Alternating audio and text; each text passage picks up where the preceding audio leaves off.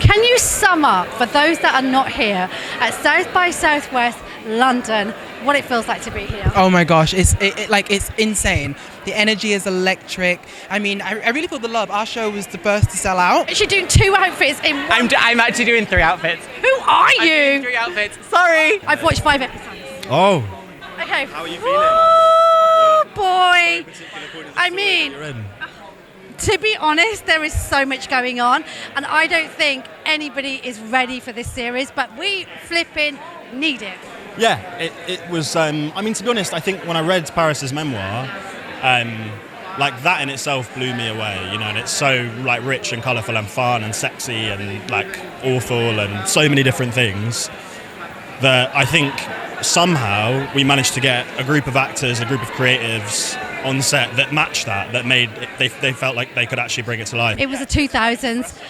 It wasn't your era to grow up in. How difficult, fascinating, the music, hell yeah.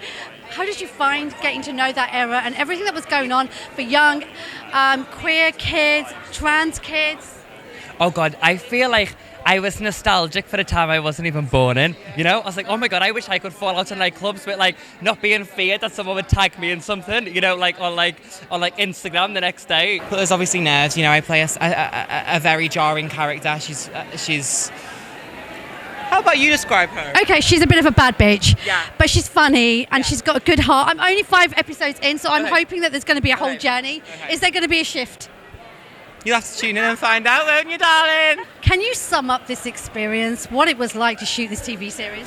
It was like family. It really was. You know, as queer people, I feel like, you know, family is so much more than blood. It's those who we choose to surround ourselves with, and we've got such a sisterhood. And when we were filming, you know, the whole time it just felt, I've never felt so euphoric. It's just a real sisterhood. It's a beautiful story. It's a truthful story, and we just love each other so much. What did it feel like to be on set with this gang?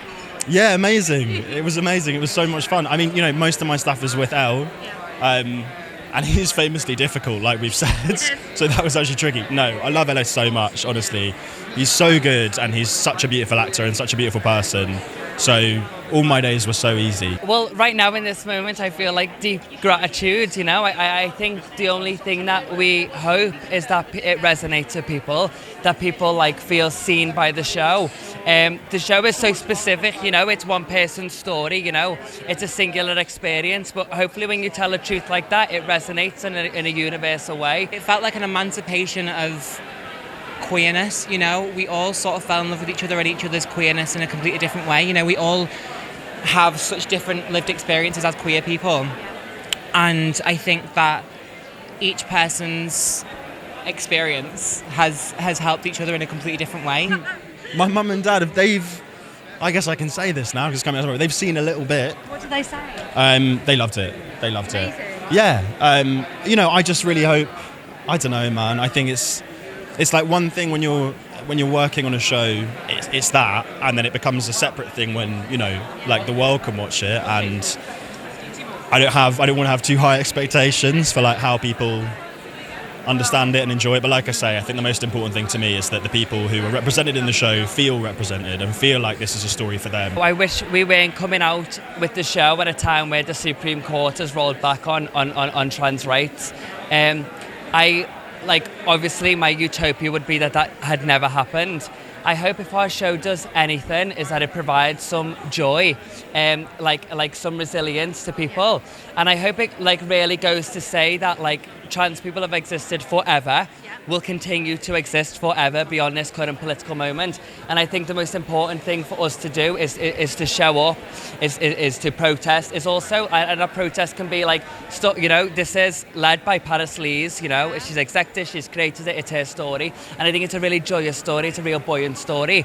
And so I hope it provides some hope and some relief for the people like Byron who might not yet have a community yet, you know. We don't ask for acceptance, we demand it. But I think human decency goes a long way, and we're not a threat to anybody. This is set in the 2000s, and I'm so sad to say in 2025, it doesn't feel like it's getting better. It feels like we're going backwards. Well, it's such a pivotal time, you know, when we were filming, there was an election, and we wrongly elected Labour. Allegedly.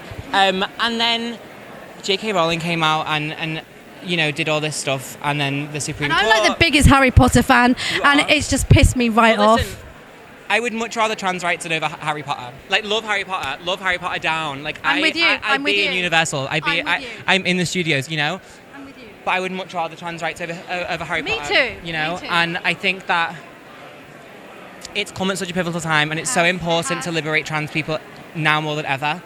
Not just trans people, queer people in general, and all minorities. I think that the government is so against everyone that isn't a straight cis white man, and that's not okay, because It isn't they are okay. potentially the worst people in the world. No. If you have the opinion that you should have, that that we're all just trying to exist and trying to survive, speak up, be on our side. It's not enough anymore to be like, oh, I don't mind what people are doing as long as they do it behind closed doors, because that in itself is very queerphobic. We need you to stand up for us. And education, if you don't know much about our community, learn, because we're everywhere. We're not an anomaly, and we're not going anywhere either. I love the playlist. Okay, what did you enjoy the most?